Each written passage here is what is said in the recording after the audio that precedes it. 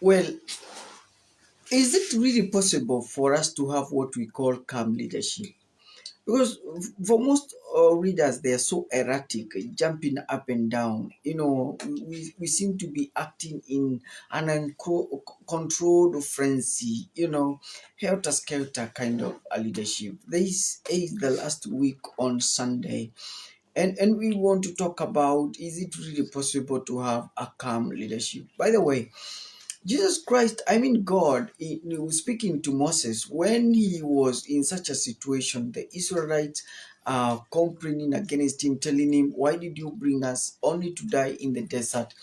And the Egyptians actually following them very closely, almost killing them in the desert. And ahead of them is the Red Sea, and they have nowhere to go. Wow, Moses found himself in such a situation when he did not know what to do. And in Exodus actually 14, God speaks to him and says, "Only remain calm. This is not your battle, this is my battle." And what we are learning from there, that it is really possible for us to be able to remain calm despite the pressure to react or to jump helter skelter, and allow us to provide four lessons that we can learn, or that we can that can actually help us to lead under pressure, to read under pressure, by remaining calm. Number one, we say follow the 80-20 rule. Now, the 80-20 rule simply says that focus on the 20% that brings you 80%. The rule is 20% of any book contains, if you read 20% of the book, you are going to get 80% of the whole content. It just simply says that. Again, it's also saying if you concentrate on the 20% of your key employees, they are going to give you 80% profit. It's called the 80-20 rule.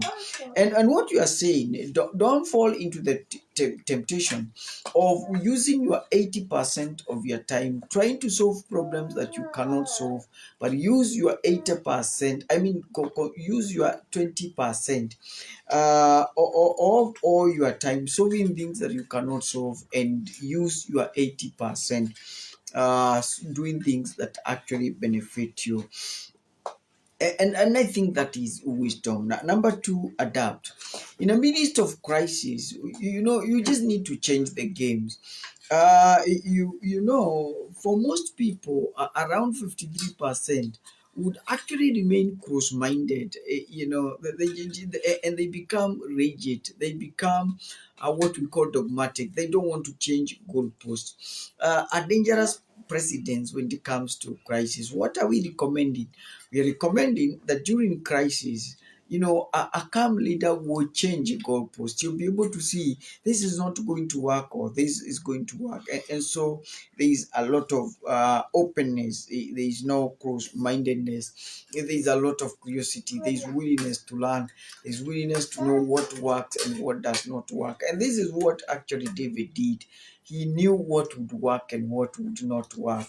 And it is very important for us to be able to understand that things keep changing, and that the world is dynamic, is not static. And so it is very important for us to adapt. Then number three, challenge the norms. Maybe one of the things that some of you are thinking when it comes to changing norms is a matter of jumping in there and erratically and pushing things all over the place. No, but it has to do with that willingness to understand what needs to be changed. It is very important to know what needs to be fixed. And that would take a lot of going into the ground, doing a lot of due diligence, so that you understand that which needs to be changed. And it simply says that you don't just get into an institution and you just start shuffling things. You start firing everybody and declaring I'm the guy in charge. But it has to do with asking what is not working and how can we make it work.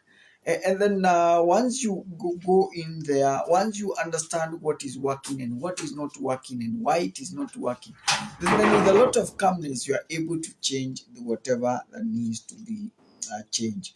You see, when Jesus went into the temple, much as he chased away the hooligans, the thieves, the robbers, he actually had to stay there and understand and see what is going wrong. And the same way with Nehemiah, before he chased and on almost beat those wicked people in leadership, he actually understood what was going wrong. And so it is foolhardily, it is stupid, it doesn't add up. When you get into institution and you start firing everybody and installing your own policies without actually understanding what has gone wrong. And so we are saying, let's remember the old adage which says, before you pull up a fence, understand why it was put in the first place. And then, of course, very important, if you want to remain a calm leader, not only do you need to follow the 80-20 rule, be adaptive or rather adaptable and challenge the norms, but I think number four of importance is to build a strong team. No leader is self-made. There is no person in the world who have actually been made by himself. It all takes time. We are all a combination of other people. I am able to bring this broadcast to you because somebody was able to set the camera before me, or because wherever that I am, people have just decided to keep quiet so that I can continue with this broadcast. You understand? So there's not what we call self-made people. It's all about cooperating. People helping you to do one, two, three, and so that you are able to remain calm. You don't jump around like a scared goat or sheep for that matter. Then you need to build a very strong team around you. People who can be able to carry whatever that needs to be carried. So it is really possible, and that's what we are saying, to be able to build a very strong team. I mean, to lead under crisis and to remain calm in moments of crisis. And just as Moses was told that yours is to remain calm and see the deliverance of the Lord, we are saying, follow the 80-20 rule. That is, spend more of your time doing the most important thing, not doing the unnecessary. Do the things that would bring you much benefit. Okay, use your money, your time, your resources doing things that would bring you a lot of resources, and then adapt. Please change the game plan. If option A is not working, discard it, look for another option that is working, so that you remain calm. And then calm leaders would also challenge norms. And we've said the way that you challenge norms is very simple, is that you understand why they are not working and where they are not working, and then go with that understanding, armed with that understanding, go and fix them. And then, of course, build a strong team, which is going to be a reservoir of strength, and they're going to balkanize that which I mean galvanize. When you're moving and you get weak, they are going to galvanize, and you're going to move very strong. Jao Wanyabura and Perry Kiari and the many of you that have joined us, thank you very much. This is the last word on Sunday. We are talking about calmness. And I'm saying it is very possible to read. Despite a volatile world, it is very possible. And by the way, tomorrow we'll have our program called Kurunga Shautogoria. It will be happening at 7:30 at Nice TV. Then on Tuesday we'll begin our creativity class, at 8:30. It will be happening here. Please make sure you join us. Then on Wednesday we'll have our marketplace believers. Thursday we'll have leaders eat last, and then on Saturday we'll have Jeshi Tigenu. And all these are happening because we want to keep you engaged, and want to add value to you. And despite the challenges that you're going through, we need to tell you inawezekana. Until tomorrow, when it is 7:30, remember what we say, inawezekana.